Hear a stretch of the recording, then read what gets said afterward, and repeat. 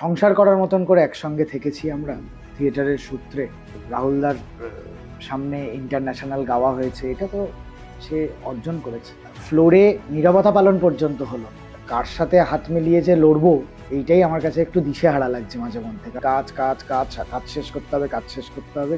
মানুষ শেষ হয়ে যায়, কাজ শেষ হবে না কোনোদিন, কাজ চলবে। জাস্টিস চাইলে পশ্চিমবঙ্গে পাওয়া যায় না, সেটা আমরা জানি। তো চলেই গেল মানুষটা, তো তার কাজগুলো থেকে যাক, তার খুব ভালো ভালো লেখা আছে।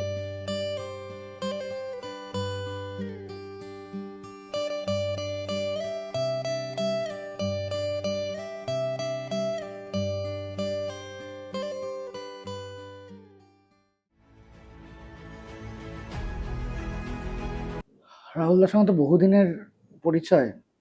আহ, আমাদের দলেও এটা দ্বিতীয় নাটক যেটা রাহুলদা অভিনয় করছে, এবং এই নাটকটা আবার রাহুলদার একটা লেখা গল্প থেকে আমরা নাটকটা করেছি। এবং পরিচয় অনেক দিনের, সেটা আমার টেলিভিশনে কাজ করা সব মিলিয়ে নানান সূত্র ধরে, মানে খুব ওরম পুরনো ঘাঁটার দরকার নেই। আহ, তবে ঘনিষ্ঠতা অনেকটা বেশি, আরো গাঢ় হয়, অনেক অনেক কাছে আসি আমরা এই নাটক করতে গিয়ে। প্রায় গত দেড়খানা বছর তো আহ, সংসার করার মতন করে একসঙ্গে থেকেছি আমরা থিয়েটারের সূত্রে। সারা রাজ্যে, রাজ্যের বাইরে। 22শে মার্চও আমরা দিল্লিতে মাহিন্দ্রা এক্সেলেন্সে অভিনয় করে এলাম। তো এটা মানে আমি এখন আর ভাবতে চাইছি না, আমি আমি এখন আর এই ডামাডোলের মধ্যেও থাকতে চাইছি না। আমার যতটুকু করণীয় সেটা হচ্ছে তার লেখাটা বাঁচিয়ে রাখা, তার তার থিয়েটারটা বাঁচিয়ে রাখা। তাই আমরা এখন জোর কদমে সেটার রিকাস্ট চলছে। সবাই জেনেই গেছেন অলরেডি, প্রতীক অভিনয় করছে রাহুলদার চরিত্রটা, টুবাইদার চরিত্রটা। তো এখন ওই কাজ চলছে, যাতে রাহুলদার লেখা শেষ কাজ, রাহুলদার সেই অর্থে মানে রাহুলদা শারীরিকভাবে থাকা অবস্থায় শেষ কাজ, এরপরে আরো কাজ হবে। রাহুলদার শেষ কাজ এটা হবে না, অ্যাটলিস্ট আমাদের দলে তো রাহুলদার শেষ কাজ এটা হবে না। আমরা পরে, রাহুলদার প্রচুর লেখা আছে, আমার কাছেও আছে, সেই নিয়ে কাজ করব। তো আমার এখন একটাই দায়িত্ব আমাদের দলের প্রত্যেকের, যে রাহুলদার এই লেখা গল্প, যেটা থেকে আমরা নাটকটা করি, এটা যেন মঞ্চে হেঁটে চলে বেড়ায়।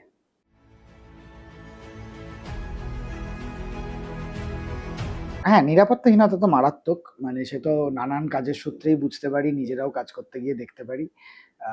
সেফটি মেজার্স বলে তো আমাদের কিছুই থাকে না প্রায়। এবং সবকিছুতেই ও কিছু হবে না, হয়ে যাবে করে সব কাজ হয়ে যায়।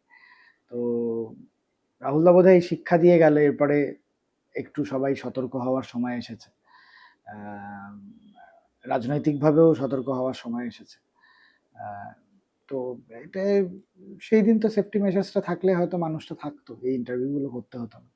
এটা এটা এই সত্যি নিরাপত্তা বিষয়টা না, এটা তো সবসময় একদম মানুষকে তৈরি হতে হবে একদম। আহ, যেই যা হোক তা হোক করে সব করে ফেললাম। আহ, আমরা ঘটেছেগুলো নিয়ে আলোচনা করছি বটে। আহ, আগামীতে অনেক এরকম ঘটতে পারে, সেইটা আলোচনা করা এখন বোধহয় বেশি প্রয়োজন, যে যাতে আর আহ, এই আহ, এই চলে যাওয়াগুলো, মানে এগুলো তো একটা ব্যক্তির চলে যাওয়া নয়, একটা সোসাইটাল ক্ষতি। মানে এই ধরনের মানুষ, রাজনৈতিক চেতনা আছে যার, লিখতে পারে যে সোসাইটির প্রতি তার অবদান আছে। অবদান প্রত্যেক মানুষের আছে, কিন্তু কালচারাল অবদান মারাত্মক, পলিটিক্যাল অবদান মারাত্মক। এই মানুষগুলো চলে যাওয়া মানে একটা আগামী জেনারেশন যাদেরকে দেখে সাহস পায়, তাদের কিছু ছাতা হারিয়ে যাওয়া। তো আমাদের আরো সাবধান হওয়া প্রয়োজন, এবং সেটা রাজনৈতিকভাবে, সরকারিভাবে এই সাবধানতা যাতে অবলম্বন করা হয়। আমি নিজেও, নিজের কথাও বলছি, নিজেও চেষ্টা করব, নিজে পরিচালক হিসেবেও যখন ছবির কাজ করতে যাব, আমার গাফিলতিতে হয়ে যাবে কোনো ব্যাপার নাতে, যেন বিন্দুমাত্র কোনো ক্ষতি না হয়, মানে সবাই যেন কাজটুকু করতে পারি।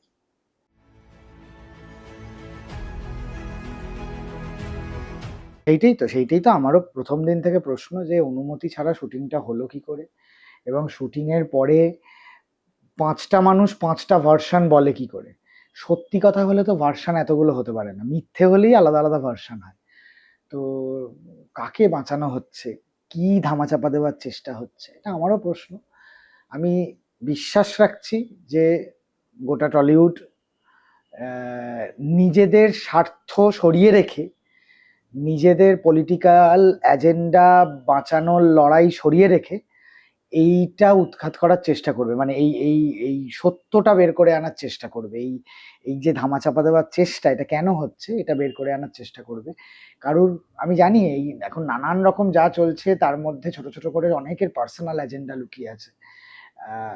আমার ওই জন্য পুরো বিষয়টাতে খুব যে আমি খুব দারুণ কিছু ঘটছে এরকম বলতে পারবো না। তাই আমি আমার মতন একটা পথ বেছে নিয়েছি, আমাদের দল একটা পথ বেছে নিয়েছি যে আমি সত্যি দাঁড়িয়ে এটা কেন ঘটলো, কার সাথে হাত মিলিয়ে যে লড়বো, এইটাই আমার কাছে একটু দিশেহারা লাগছে মাঝে মধ্যে। কারণ কোথায় যে কার কি পার্সোনাল এজেন্ডা লুকিয়ে থাকছে এটা তো বোঝা মুশকিল। কিন্তু আমি চাইবো যেন এটার পেছনে যারা যারা আছে যুক্ত, ধামাচাপা দেওয়ার, কেউ তো আর মেরে ফেলেনি, কিন্তু এই যে গাফিলতিটা, এটাও তো মেরে ফেলার সমান। এই ধামাচাপা দেওয়ার চেষ্টা কেন হচ্ছে, কারা ধামাচাপা দিচ্ছে, কেন সবাই মুখ খুলছে না, এই ব্যাপারটা সামনে আসুক। তাহলে বোধহয় আগামীর সেফটি মেজার হাবি জাবি যা যা আমরা আলোচনা করছি সবকিছু নিয়ে কথা বলা যাবে।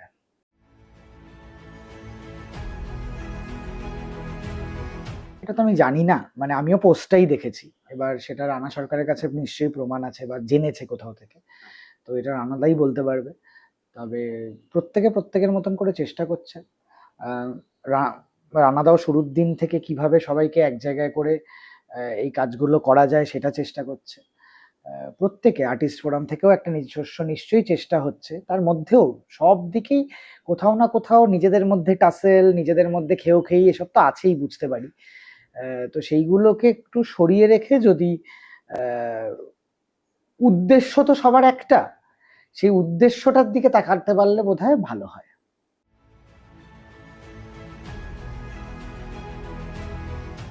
এত মানুষ এলো, এত সাধারণ মানুষ এলো, আমি ইন্ডাস্ট্রির লোকের কথা বলছি না। হ্যাঁ, সম্মান তো বটেই। মানে এই যে এত পাড়ার লোক, এত কেওড়াতলাতেও আমি দেখলাম রাস্তার সাধারণ মানুষ প্রায় ধাক্কা দিয়ে গেট খুলে সবাই ঢুকে এলো। তো এইটুকুর জন্যই তো একটা আর্টিস্টের বেঁচে থাকা। মানে আমি যেমন একজন, আমি আমি খুব বিশ্বাস করি একজন শিল্পী তার রাজনৈতিক পরিচয় থাকবে সবসময়। সেই শিল্পী চলে যাওয়ার সময় তাকে মানুষ রেড স্যালিউট দিচ্ছে।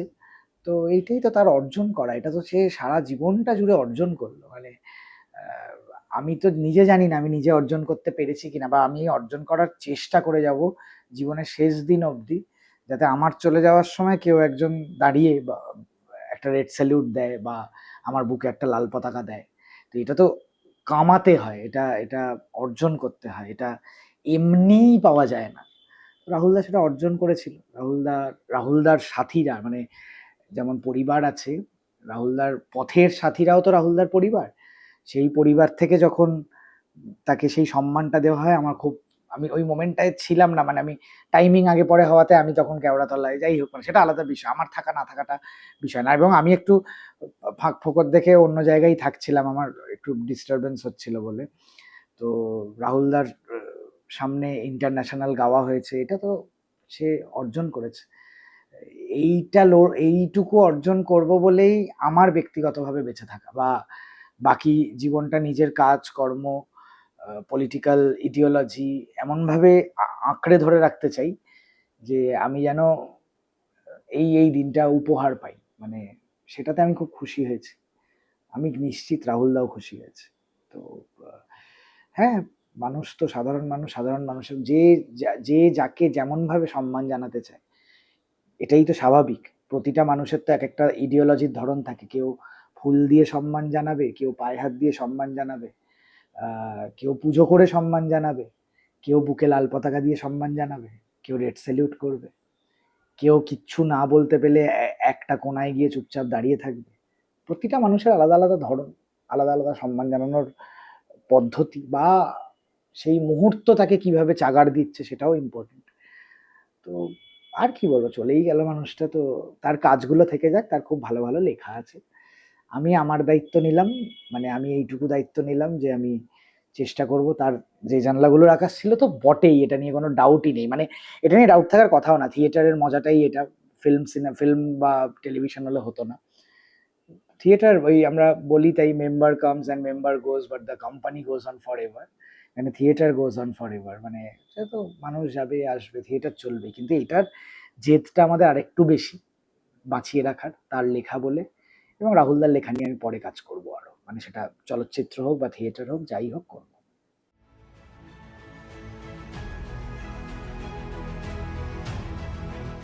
হ্যাঁ, মানে সে তো বটেই। মানে বাচ্চাদারা তো আরো আমার থেকে সিনিয়র এবং এইটা দেখছে আরো কাছ থেকে। আমিও ভেবেছিলাম একটা ছুটি, কিছুটা সময় হলেও মানবিক হতো বোধহয়। আমি যেন তমালদার সময়ও কয়েকদিন আগেই তমালদা চলে গেলেন, তখনও দেওয়া হয়, এবারও দেওয়া হলো না। তো এটা মানবিক জায়গা থেকে ছোটবেলা থেকে দেখেছি, একটা পাড়ায় একটা মিষ্টির দোকানের কর্মচারীও যদি চলে যান, সেই দুঃখে একটা বেলা দোকান বন্ধ রাখা হতো, বা এটা তো সব সময় দেখেছি। এইটাই তো আমাদের একটা মানবিক জায়গা। তো ভেবেছিলাম, সত্যি অন্তর থেকে চেয়েছিলাম আর্টিস্ট ফোরাম, কারণ তখন যাদের সঙ্গে দেখা হচ্ছে আর্টিস্টরা এসেই বলছে যে একটা ফ্লোরে নীরবতা পালন পর্যন্ত হলো না, ফ্লোর থেকে আমরা কেওড়াতলায় এসে পৌঁছতে পারছি না, সিন শেষ হয়নি। যদি একটু 2 ঘন্টা ব্রেক দেওয়া যেত, খুব ক্ষতি হতো না বোধহয়। তাহলে আরো অনেক মানুষ শেষ যাত্রায় তাকে দেখতে পেত, পেল না। যারা গ্যাপ নিতে পারলো, কিংবা যারা সেই অর্থে সিনিয়র যে আমি এখন শর্ট দেব না বলে বেরিয়ে আসতে পারে, জুনিয়র ছেলেমেয়েরা তো পারবে না, তাকে বাদ দিয়ে দেবে, সেই ভয় তাকে থাকতে হবে। তো তারা পারলেন।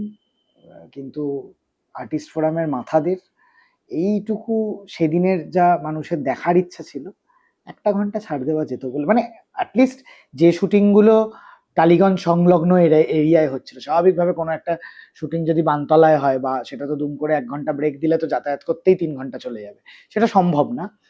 কিন্তু বা একটা ফ্লোরে নীরবতা পালন, বা একটা 5 মিনিট আমরা কাজ বন্ধ রাখলাম, একটা একটা জেস্চার, জেস্চারাল রেসপেক্ট, আর কিচ্ছু না। এটা করলে খুব একটা ক্ষতি হতো না। এটা বোধহয় আর্টিস্ট ফোরামের ভুল বলেই আমি মনে করি। সম্মান পেলেন না আমি বলবো না, যারা সম্মান জানানোর তারা কাজ করতে করতেও মন এখানেই ছিল, মন রাহুলদার পাশেই ছিল। কিন্তু হ্যাঁ, ইনস্টিটিউশনগতভাবে আর একটু প্রপার হওয়াটা উচিত ছিল বলে আমার মনে হয়। যে কোনো সাংগঠনিক জায়গায় আহ, স্বাভাবিকভাবে আমাদের থিয়েটারের ফ্র্যাটার্নিটি এরকম ঘটলেও একটা একটা মোমেন্ট অফ পজ খুব প্রয়োজন হয়, একটু থমকানো খুব প্রয়োজন হয়। এই থমকানো, কাজের প্রেশার, কাজের কাজ কাজ কাজ কাজ শেষ করতে হবে, কাজ শেষ করতে হবে, মানুষ শেষ হয়ে যায়, কাজ শেষ হবে না কোনোদিন, কাজ চলবে। একটু পজ নিলে বোধহয় কিছু মানুষকে সম্মান জানানোটা বেটার হয়।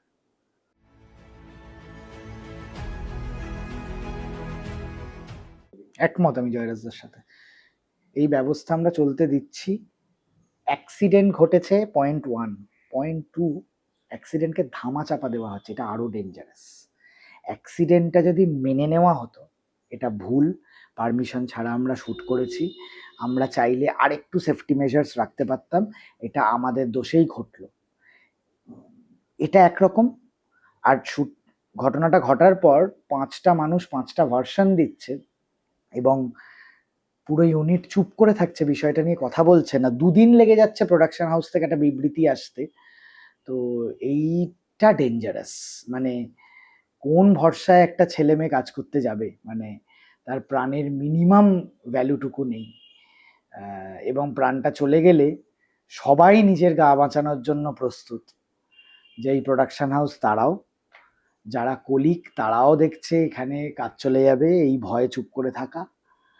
কোন ইকুয়েশনে কে লড়াই করছে বুঝতে পারছি না, আমি তো একদম পাচ্ছি না। কারণ আমার, আমাদের তো সবার আরজি করের থেকেই অভিজ্ঞতা খুব ভালো নয়। জাস্টিস চাইলে পশ্চিমবঙ্গে পাওয়া যায় না, সেটা আমরা জানি। তো সেইটা কষ্টের, এবং দায় তো অবশ্যই আমাদের। আমরা এই ব্যবস্থাটাকে টানছি, সেই অর্থে এই ব্যবস্থাটাকে দেখতে চাইছি আরো বেশি করে। ঠিক হোক বাকিটা। একটা মানুষের জীবন দিয়ে দিয়ে যদি এটার খেসারত দিতে হয়, তাই হলো না হয়, আর কি বলবো।